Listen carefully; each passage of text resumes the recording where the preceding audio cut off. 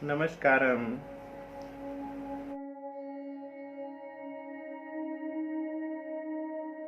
मैं आचार्य ओमकारानंद शास्त्री भारतीय दर्शन के विषय में ये मेरा आज का टॉपिक है।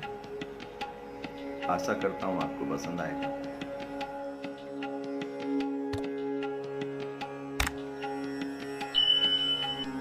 भारतीय दर्शन के दो प्रमुख संप्रदाय हैं। प्रथम आस्तिक संप्रदाय और दूसरा नास्तिक संप्रदाय। भारतीय दर्शन में वह विचारधारा आस्तिक कहलाती है जो वेदों की प्रामाणिकता में विश्वास करती है।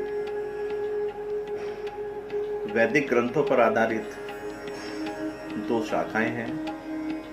जो शाखा कर्म कांड पर आधारित है उसे मीमांसा, और जो ज्ञान कांड पर आधारित है उसे वेदांत कहते हैं। वेदों की प्रामाणिकता में विश्वास रखने वाले दर्शनों को षड दर्शन अथवा 6 दर्शन कहते हैं। जैसे न्याय संस्थापक है गौतम जी, और इनका तो प्रमुख ग्रंथ है न्याय सूत्र। दूसरा है वैशेषिक, संस्थापक है कणाद, और धर्म ग्रंथ है पदार्थ। सांख्य संस्थापक कपिल जी, और धर्म ग्रंथ सांख्यकारी का। योग पतंजलि जी का योग सूत्र इनका। मीमांसा जैमिनी, और वेदांत बादरायण जी का है, वो ब्रह्म सूत्र इनका धर्म ग्रंथ है। इन्हें हम हिंदू दर्शन भी कहते हैं। सांख्य और मीमांसा दर्शन आस्तिक दर्शन है, परंतु ये अनिश्वरवादी है। ये दर्शन ईश्वर की सत्ता को नहीं मानते। अब बात करते हैं नास्तिक संप्रदाय की। वह संप्रदाय जो वेदों की प्रामाणिकता में आस्था नहीं रखते और उनकी निंदा करते हैं, जैसे चारवाक, जैन और बौद्ध दर्शन। नास्तिक शब्द के 3 अर्थ होते हैं।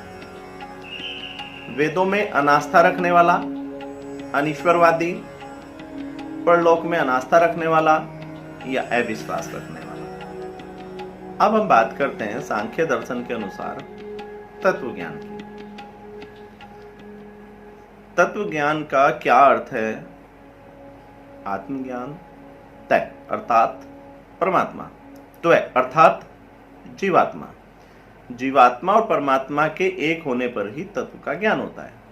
तत्व ज्ञान बोध कराता है कि सृष्टि का सार तत्व क्या है, इसके निर्माण का रहस्य क्या है, और हमारे अस्तित्व के उद्देश्य अर्थात आत्मा के सत्य से ये हमें परिचित कराता है।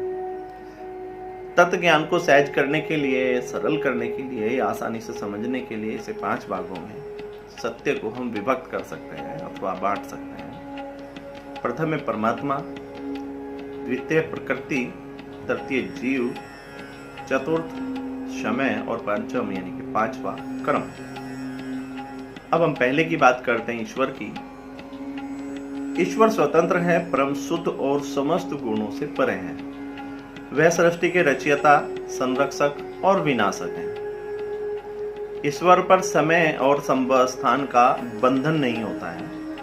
ईश्वर सर्वव्यापी और अविनाशी है। सर्वव्यापी अर्थात सभी जगह विद्यमान है, और अविनाशी अर्थात कभी उसका विनाश नहीं हो सकता। अब हम बात करते हैं प्रकृति, दूसरे नंबर पर था। तो ईश्वर से ही जीव और प्रकृति की उत्पत्ति हुई है। प्रकृति को हम शक्ति भी कहते हैं। इस प्रकृति अर्थात शक्ति के 2 रूप हैं। पहला अविद्या और दूसरा विद्या। अविद्या प्रकृति का निम्न स्वरूप है अर्थात निचला स्वरूप है, और विद्या प्रकृति का उच्चतम स्वरूप है। अविद्या को अपराविद्या और विद्या को पराविद्या के नाम से भी जाना जाता है। जहां पर ये मिले लिखा कि अपराविद्या पराविद्या, तो आपको कंफ्यूज होने की जरूरत नहीं है। प्रकृति के अविद्या स्वरूप को ही माया कहते हैं। माया का अर्थ है या प्लस मा प्लस सा, माया अर्थात जो सत्य नहीं किंतु सत्य प्रतीत होता है, वही माया है। ईश्वर को सृष्टि की रचना के लिए अपनी माया रूपी शक्ति का ही आश्रय लेना पड़ता है। प्रकृति का स्वभाव जड़ है, अर्थात प्रकृति स्वयं से कुछ निर्माण नहीं करती। प्रकृति को गति चेतना से अर्थात परमात्मा के संकल्प से प्राप्त होती है। जब सृष्टि की उत्पत्ति नहीं हुई थी या नहीं हुई होती तो ईश्वर की यह दिव्य शक्ति साम्य अवस्था में रहती है। साम्य अवस्था या संतुलन या अंग्रेजी में आप इक्विलिब्रियम कह सकते हैं से तात्पर्य किसी निकाय की उस अवस्था से है जब दो या अधिक परस्पर विरोधी वस्तुओं या बलों के होने पर भी स्थिरता का दर्शन हो, अर्थात इसके तत्व सत्व, रज और तम समान मात्रा में उपस्थित रहते हैं। ईश्वर जब सृष्टि की रचना का संकल्प लेते हैं तब इन तत्वों में विषमता उत्पन्न होती है। सत्व, रज और तम के विभिन्न अनुपातिक संयोग सृष्टि को विभिन्नता प्रदान करते हैं। सृष्टि के आदिकाल का प्रथम तत्व तमस है। तम से ही कर्मिक रूप से आकाश तत्व, आकाश से वायु, वायु से अग्नि, अग्नि से जल और जल से पृथ्वी तत्वों की उत्पत्ति होती है, जिससे समस्त सृष्टि का प्रादुर्भाव होता है, अर्थात निर्माण होता है। पंचभूत तथा इंद्रियों के भोग के विषय अर्थात रूप, रस, गंध, स्पर्श, शब्द, यह सब अविद्या माया के स्वरूप हैं। इस संसार में जो भी इंद्रियों द्वारा अनुभूत किया जा सकता है सब माया के ही अंतर्गत आता है। माया ईश्वर की अद्वितीय शक्ति है और यह संसार में ऐसे समाई हुई है जैसे अग्नि के साथ गर्मी। अगर अग्नि में से समस्त ऊष्मा को निकाल लिया जाए तो उसका कोई अस्तित्व नहीं रह जाता है। जिस तरह ताप के बिना अग्नि की कल्पना नहीं कर सकते, ठीक उसी प्रकार ईश्वर की माया भी ऐसी ही शक्ति है जिसके बिना संसार की कल्पना करना भी असंभव है। अविद्या माया के कारण मनुष्य के अहंकार की पुष्टि होती है और अहम के साथ ईर्ष्या, लोभ, क्रोध इत्यादि का भी जीवन में प्रवेश हो जाता है। माया के कारण ही मनुष्य नाशवान संसार को सत्य मानकर भौतिकता में उलझा रहता है। अविद्या अज्ञान पैदा करती है जो ईश्वर को भुला देती है। जब जीव आत्मा ईश्वर का ही अंश है किंतु माया का प्रभाव दिव्य गुणों को आच्छादित कर अज्ञान को पैदा करती है, जो जीव को संसार की ओर उन्मुख कर ईश्वर से दूर कर देती है। अब बात करते हैं पराविद्या की।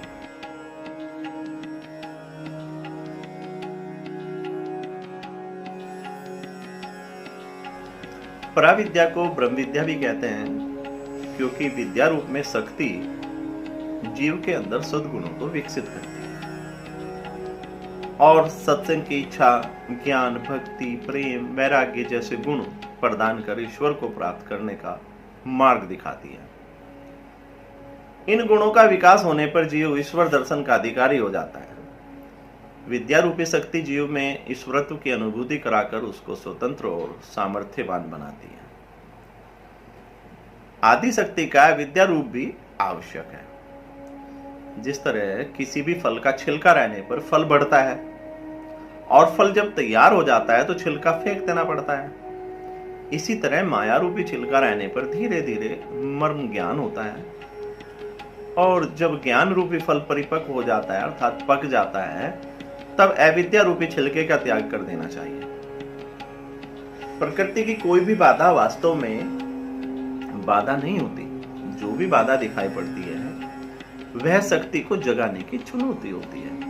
उदाहरण के लिए बीज को जमीन में दबाने पर मिट्टी की परत जो बीज के ऊपर दिखाई देती है वह बाधा की तरह दिखाई देती है, किंतु सच यह होता है कि जमीन या मिट्टी बीज को दबाकर उसे अंकुरित होने में सहायता करती है। इसलिए शक्ति के दोनों रूप आवश्यक हैं। बंधन और मुक्ति दोनों ही करने वाली हैं। उनकी माया से संसारी जीव माया में बंधा होता है, पर उनकी दया हो जाए तो वह बंधन से छूटने में सहायता भी प्रदान करती है। यही कारण है कि माया के प्रभाव से मुक्त होने के लिए देवी और देवताओं की आराधना की जाती है। अब बात करते हैं जीवात्मा की। आत्मा के दो रूप होते हैं, एक तो सार्वभौम सर्वोच्च आत्मा और दूसरी विशेष व्यक्तिगत आत्मा अर्थात जीव आत्मा। आत्मा अपने सर्वोच्च रूप में अकर्ता, अभोक्ता, अपरिवर्तनशील, शाश्वत, अजन्मा, अविनाशी और समस्त विश्वों का सार है। जीव रूप में आत्मा को परिवर्तनशील, अनित्य कर्मों का संपादन, करने वाला और उनके फलों का भोग करने वाला, पुनर्जन्म लेने वाला और शरीर में सीमित माना गया है। जबकि अविद्या के कारण आत्मा शरीर से संबंधित हो जाती है तो वह जीव आत्मा कहलाती है। अब बात करते हैं समय की। तो समय निर्बाध गति से निरंतर चलता रहता है।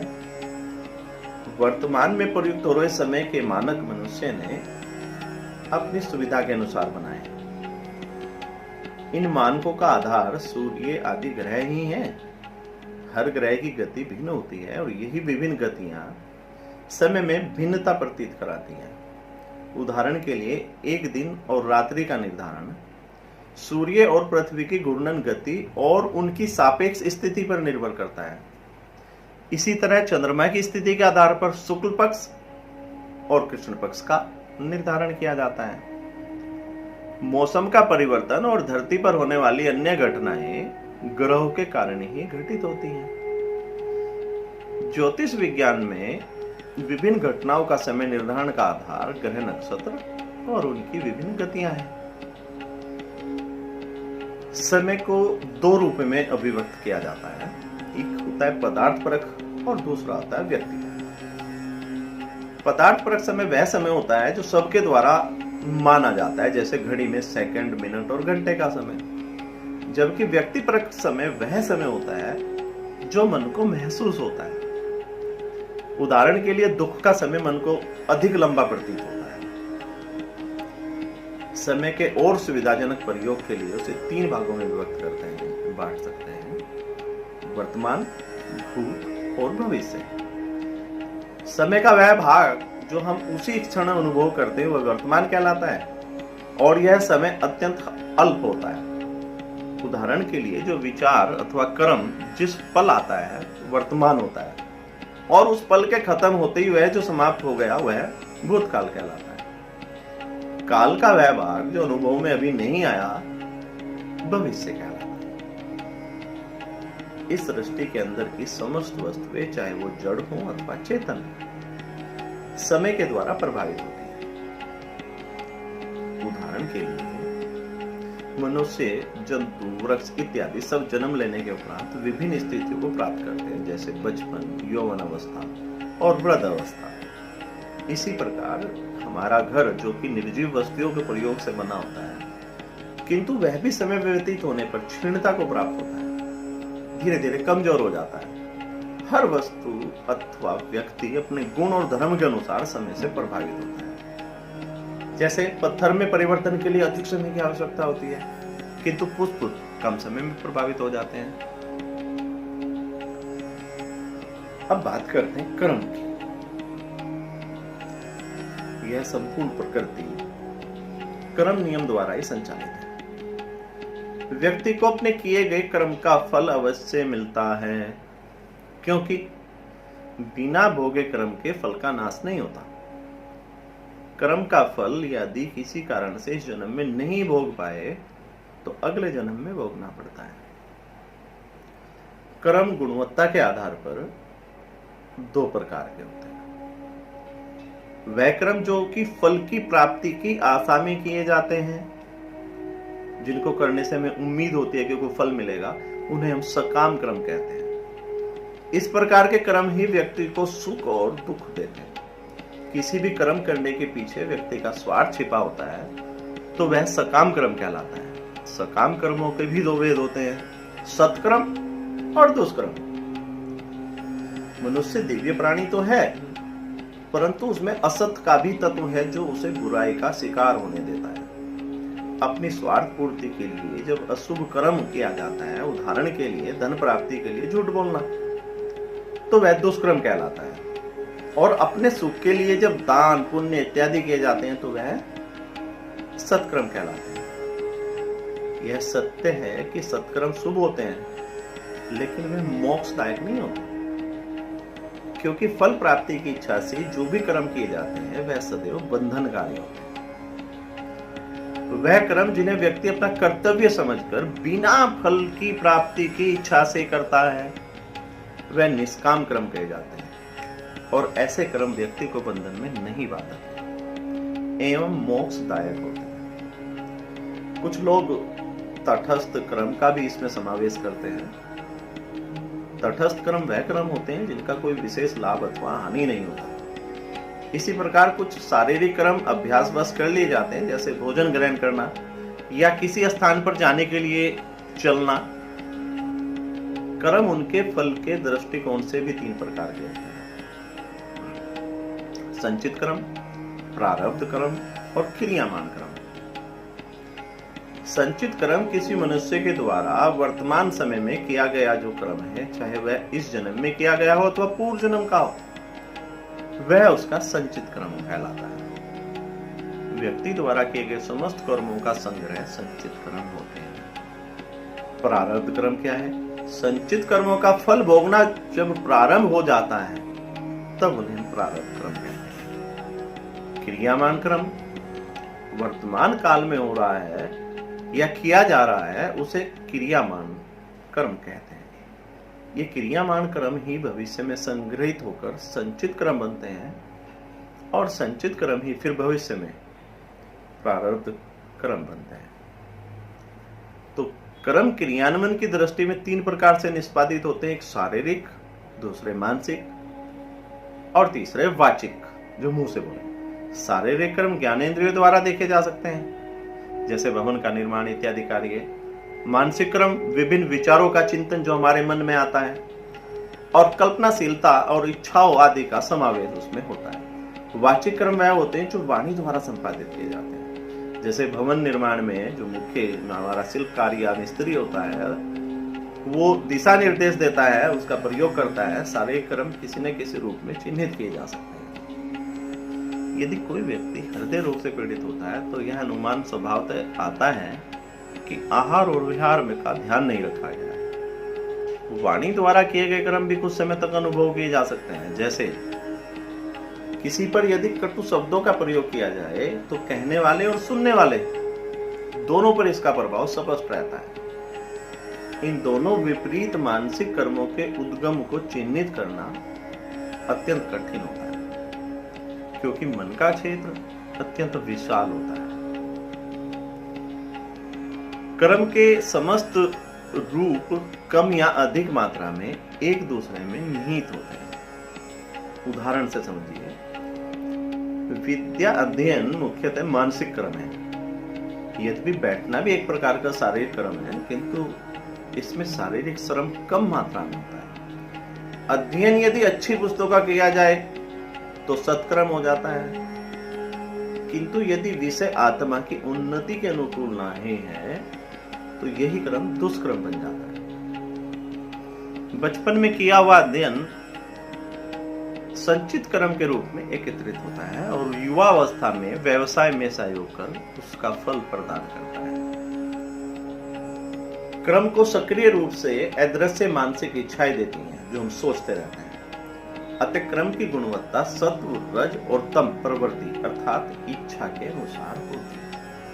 मनुष्य की वर्तमान प्रकृति अर्थात स्वभाव का आधार पूर्व जन्म के कर्म होते हैं। कुछ कर्म जिनका फल किसी कारणवश वर्तमान में नहीं मिल पाता, वह मनुष्य के कार्मिक खाते में बीज रूप में जमा हो जाते हैं और समय आने पर प्रवृत्ति और परिस्थितियों के रूप में फल देते हैं। जब तक सभी कर्मों का फल प्राप्त नहीं कर लिया जाता, कर्म और फल का संतुलित नहीं कर लिया जाता, जन्म और मरण की प्रक्रिया चलती ही रहती है। ईश्वर, समय, जीव, कर्म और प्रकृति में समन्वय कैसे होता है? जैसे जल बिना किसी प्रयोजन के नीचे की ओर ही बहता है, क्योंकि नीचे की ओर बहना पानी की प्रकृति है, वैसे ही सृष्टि की रचना करना ब्रह्म की प्रकृति है। जीवात्मा का वास्तविक स्वरूप ब्रह्म है और ब्रह्म ही सर्वोच्च आत्मा है, लेकिन अज्ञानवश जीवात्मा को यह अहम होता है कि वह ब्रह्म से पृथक अपना अलग अस्तित्व रखता है। इसी अज्ञान के कारण वह संसार के बंधन में बंधता है। आत्मा का यह कर्तव्य और भोगत्व प्रकृति के गुणों के साथ उसके संयोग के कारण उत्पन्न होता है। आत्मा अकर्ता होते हुए भी माया के ही कारण अहम भाव से प्रकृति की क्रियाओं में स्वयं को कर्ता मान लेता है। और विभिन्न प्रकार के कर्म करने में व्यस्त हो जाता है। यद्यपि यह अपने यथार्थ स्वरूप में न वह करता है न भोगता है, केवल दृष्टा है, किंतु अहंकार के कारण कर्म पर भाव आरोपित करने के कारण वह उन कर्मों का भोक्ता बन जाता है। यह क्रम का नियम है कि जो करता है वह ही फलों को भोगता भी है। जिस प्रकार किसी व्यक्ति के बाहरी कार्य शरीर के द्वारा किए जाते हैं, किंतु उन कार्यों पर नियंत्रण बुद्धि करती है, उसी तरह जीव के द्वारा किए हुए कार्यों का नियमन परमात्मा करता है। यद्यपि ईश्वर का यह अनुमोदन जीव की इच्छा के अनुसार होता है। कोई जीव यदि बुरा कर्म करना चाहता है तो भी ईश्वर उसको उसी दिशा में अनुमति प्रदान कर देते हैं। ईश्वर का यह नियम जीव के द्वारा भूतकाल में किए गए कर्मों के आधार पर होता है। यद्यपि कर्मों का जीव स्वामी है, किंतु कर्मों के फल का अधिकार ईश्वर को है। जीव स्वयं अपने कर्म के फल को निर्धारित नहीं कर सकते, क्योंकि यदि जीव को यह स्वतंत्रता मिल जाए तो वह केवल अच्छे फलों का ही भोग लेंगे और बुरे कर्मों को दूसरों पर थोप देंगे। इसके कारण संपूर्ण सृष्टि असंतुलित हो जाएगी और प्रकृति भी स्वभावतः जड़ होने के कारण कर्म फलों की व्यवस्था नहीं कर सकती। कर्म स्वयं में जड़ है, अतः यह भी अपने आप संचालित नहीं होते। केवल परमात्मा ही जीवों के कर्म फल के भोग की व्यवस्था करता है। इन कर्मों का प्रथम गतिदाता स्वयं ब्रह्म है। वे एक बार कर्मों का संचालन करने फिर स्वयं उससे निर्वृत्त हो जाते हैं।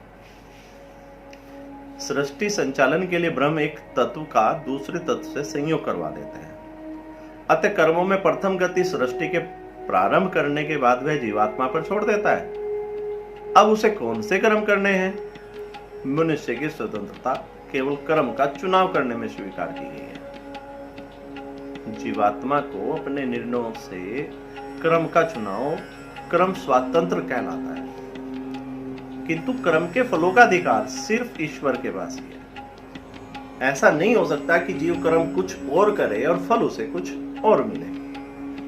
जिस प्रकार आम पककर अपने स्वभाव से आम ही बनता है, अनार नहीं बन सकता, उसी प्रकार जीव को वही फल मिलता है जो उसने किया, और ईश्वर उसे उसका फल प्रदान करते हैं। कर्म के सहारे ही जीव इस संसार व संसारिकता से संबंधित होता है। मृत्यु के उपरांत शरीर के समस्त तत्व सृष्टि के उन तत्वों में विलीन हो जाते हैं जिनसे वह बने होते हैं, किंतु कर्म ही ऐसे होते हैं जिनका नाश नहीं होता, और यही पुनर्जन्म का आधार बनते हैं। कर्मों का फल ईश्वर समय के अनुसार दो गुणों के आधार पर देते हैं। प्रथम कर्म की तीव्रता एवं उसकी गुणवत्ता, दूसरा जीव की पात्रता और उसे सहन करने की क्षमता। यही कारण है कि समस्त कर्मों का फल तत्काल नहीं मिलता है। कुछ कर्म जो बलवान नहीं होते हैं तुरंत फलदायी होते हैं, और कुछ कर्म जो बलवान तो होते हैं किंतु उनके फलीभूत होने के लिए परिस्थितियां नहीं होती, वह फल देने में समय लेते हैं। कुछ कर्मों का फल क्षणिक होता है और कुछ फल दीर्घकाल तक भोगने पड़ते हैं। यह समय क्रम और मनुष्य संकल्प अर्थात इच्छा शक्ति के आधार पर निर्धारित होता है। जैसे भूख शांत करने के लिए भोजन से कुछ समय की शांति हो जाती है और उसके लिए पुनः कर्म करना पड़ता है, किंतु नौकरी प्राप्त करने हेतु लंबे समय तक अध्ययन करना पड़ता है और उसके परिणाम भी दीर्घ काल तक होते हैं। जब कर्म के शारीरिक, मानसिक और वाचिक तीनों रूपों की ऊर्जा को संकल्प शक्ति की सहायता से एक लक्ष्य की प्राप्ति में संचालित किया जाता है तो फल अधिक शुभ और अस्थायी परिणाम देने वाले होते हैं। अब तत्व ज्ञान की प्राप्ति में ज्योतिष विज्ञान और तंत्र की भूमिका, इस पर मैं अलग से वीडियो बनाऊंगा। तब तक के लिए धन्यवाद। अगर आपको मेरा टॉपिक पसंद आया हो तो कृपया मेरे चैनल को सब्सक्राइब कीजिएगा, कमेंट कीजिएगा, अपने सुझाव दीजिएगा। नमस्कार, धन्यवाद।